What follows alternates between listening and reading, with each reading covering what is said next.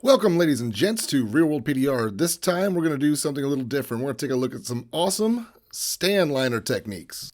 These are techniques that you might not have even known existed, but these are things that I've figured out and they work great. So the tool we're going to use today is the Stanliner Straight Crane tool. As I understand it, this is going to be an in-stock item over at Stanliner here shortly. We're actually going to be working a crease with this. Now, it's not the pirate hook or the killer whale that everybody thinks of when they think crease dents, but look at the shape of this tool. This makes this tool very special, especially this curved edge right here. Now, the way we can use this curved edge is by actually rolling it along this shallow crease here. Now, this crease does have a paint anomaly, so don't pay any attention to that, but we're going to roll this along there, and I'm going to show you how quickly we can pick up this crease using a rolling technique and avoid texture and stitching altogether.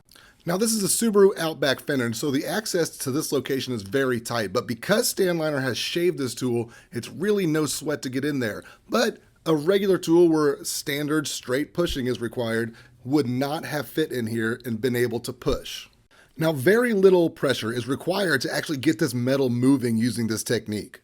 And as a matter of fact, it would be ill-advised to try to push really hard while you're rolling this tool. The reason being is you're going to see so much progress all at once. Your natural instinct is going to be to get in a rush, see how fast you can get this done. Well, let me tell you this. I got this entire crease done in something like a minute and a half. It doesn't get much faster than that. So slow down, use these techniques correctly because you're already so far ahead of where you would be with a normal pushing tool. Now, I keep saying normal pushing tool, but that is not giving this tool enough credit because what I'm not pointing out here is that this tool can be used as a normal pushing tool. And as a matter of fact, that rounded head, it works a lot like the snake tools do.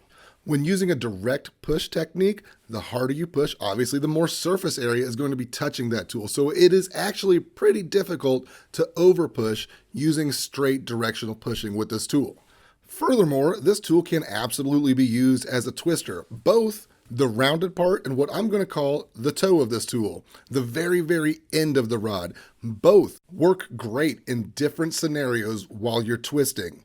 So that's at least 3 functions in this single tool, but there are more that I can show you at realworldpdr.com.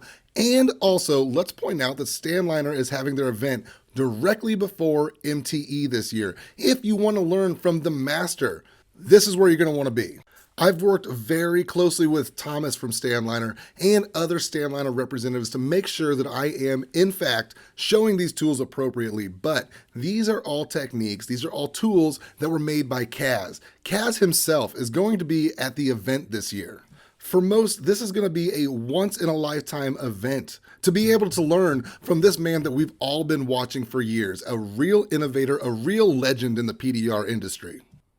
So getting back to this repair, the bulk of this crease is pretty well done. We still have that paint anomaly in the middle, but hey, I'm not a painter. Not a whole lot I'm going to do about that.